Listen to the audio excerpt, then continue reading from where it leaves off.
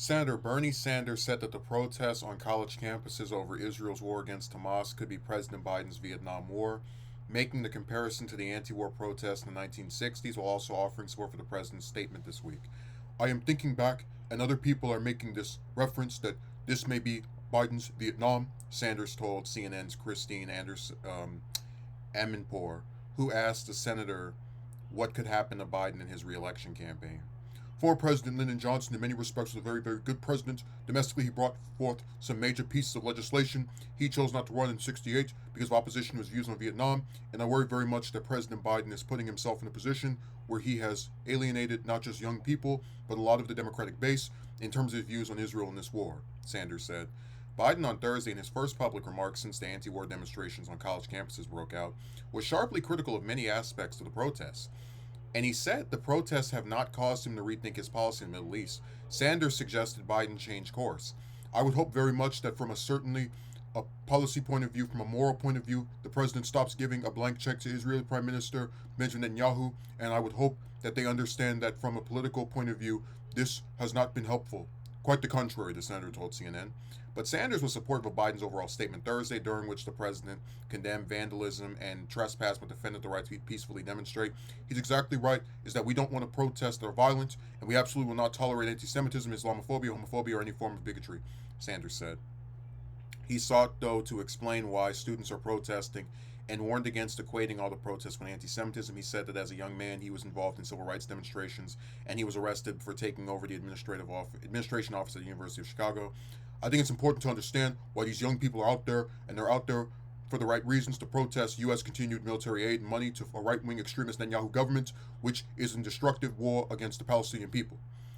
He added that he believes the war policies of the Netanyahu government are disaster and are in violation of international law and absolutely in violation of American law. But I think the idea that people who are critical of what Netanyahu is doing are anti-Semitic, that is nonsense. That is a very, very dangerous line to cross in terms of freedom of expression in this country, Sanders said. The senator has been repeatedly critical of Netanyahu throughout the war, most recently accusing him of ethnic cleansing in Gaza. He has also opposed more U.S. funding to Israel and called for the Biden administration to end support. First things first, it's always nice to see politicians mentioning Johnson because the Democrats really, unless you're FDR, um, none of the deceased presidents really get brought up that much from their own party. They don't really talk about any of them at all. Period. Um, but I have to say, I get where you can look at the protest over Vietnam and say they're analogous to the ones that are going on right now. But to call the Israeli Hamas conflict, or I guess just Biden's Israeli policy, his Vietnam, I think is not an accurate comparison in the slightest. The biggest issue people had, Americans rather, with Vietnam was the draft. All these young boys being sent over to this country to die in some conflict that just went on year after year after year after year.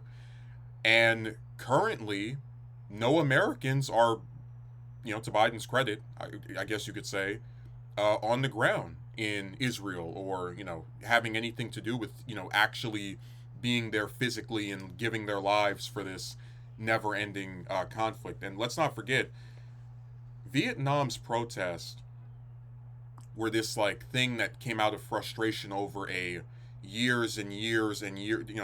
That started in '64 with the escalation of it, and then it just continued throughout the rest of Johnson's tenure.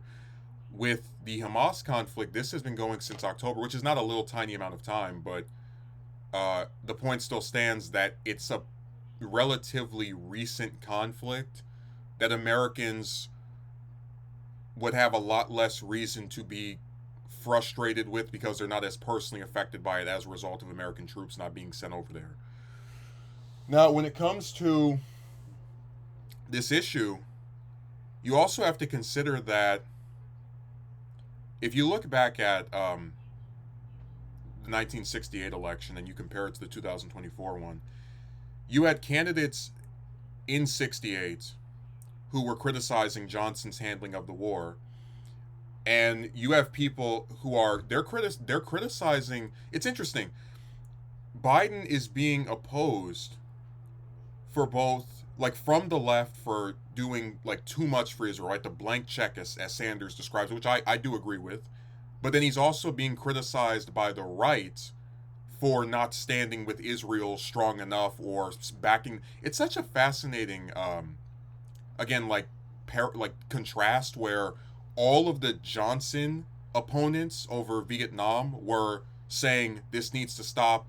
All these people are, and you know, they were given timetables, and this is what I would do, and like they were united in the general sense of this conflict, at least the American involvement of it, needs to be over. The Israel criticisms of Biden are all over the place. Again, the left wing people, like myself, think he should be less involved, just have nothing to do with it. Or if he is involved, he should use his involvement to steer Netanyahu's government to pursue a peace or to treat Palestinians in a more humane way. The Republicans that are against Biden's policy aren't really opposed to our involvement in Israel. They're not against giving Israel more money. You know, we talked before about AIPAC, like giving Republican politicians money to call everybody anti-Semitic that criticizes a right-wing government that treats Palestinians like dirt. But I digress. That it's not. There's really no unity in terms of like he can completely divest funding from Israel tomorrow, and the protest would probably be over, right? Because we're no longer supporting Netanyahu in the slightest. The college protests would be over. The ones on Capitol Hill would continue because those Republicans want him to stay over there supporting Israel blindly and unequivocally, no matter what. But then if he were to keep doing this, then the protests are going to continue, and then, you know, Sanders and other people are going to warn him that this could cost you the election. I just don't think this. So I don't agree with him not changing his position based off all these protests, because it's like you see this kind of outcry and it shows you people are sick of the inhumane ways in which Palestinians have been treated. But if you're not going to change your policy, I just, when we look at polling about like immigration and the economy, it's hard for me to see where, like, there are some people that this will be the main, you know, they call him Genocide Joe, for example, in some corners. But I just don't think this issue will be the thing that determines this election. I think there's a lot of people who don't want Trump. Um, there's a lot of people who feel like, you know, I hate to say the lesser of two evils, but basically, even if Biden keeps up in like just doing what he's doing with regard to Israel, I don't see the opposition to him that stems from this policy being enough to turn the results of the election. Because a lot of those left wing people who don't like the way he's handling this are either going to stay home or vote third party, uh, and in many instances will not be in key. Like the main group he should be concerned about are the ones in Michigan and what they did before. But I wish that we could actually, you know, draw some more comparisons between, because these protests, they do remind me of the Vietnam War demonstrations. It's just that I don't see them as, I don't see this issue as having reached the same degree as Vietnam.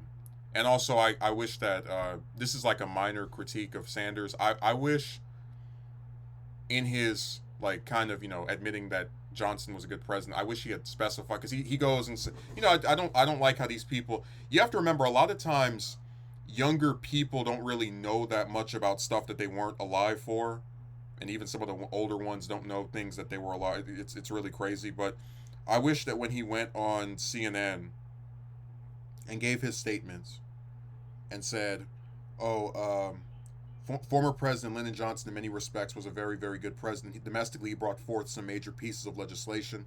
Tell us what those were. Talk about the Civil Rights Act, the Voting Rights Act, Medicare, Medicaid, because many of these programs transformed the United States. It's one of the reasons why most objective historians who aren't just like, you know, singing the welfare state destroyed everything, and they have a hard time not putting him in the upper echelon of presidents, because when it comes to domestic legislation, there's very few who are able to pass as many laws as he was. I think it was like 206 years. So I wish that Sanders would reference and talk more about Johnson in those terms where he just distinctively says, "Hey, this is what he did," etc. Because a lot of people just don't know. A lot of people have their perception of him colored through just bringing up Vietnam over and over and over and over and over and over again.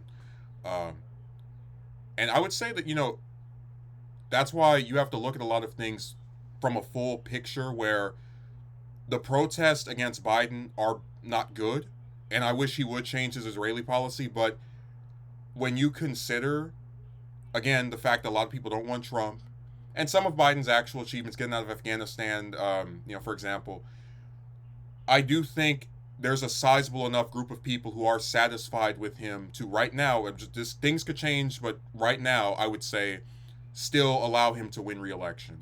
I don't think the Vietnam comparison is as good as Sanders probably thought it was, and I wish that they would all just observe things a little bit more fully instead of just hyper focusing on this one topic.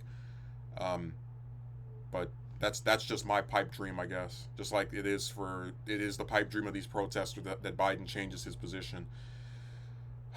Again, the one saving grace of this era is that more and more people are getting sick of the Israeli government and Netanyahu, and that will always bring a smile to my face.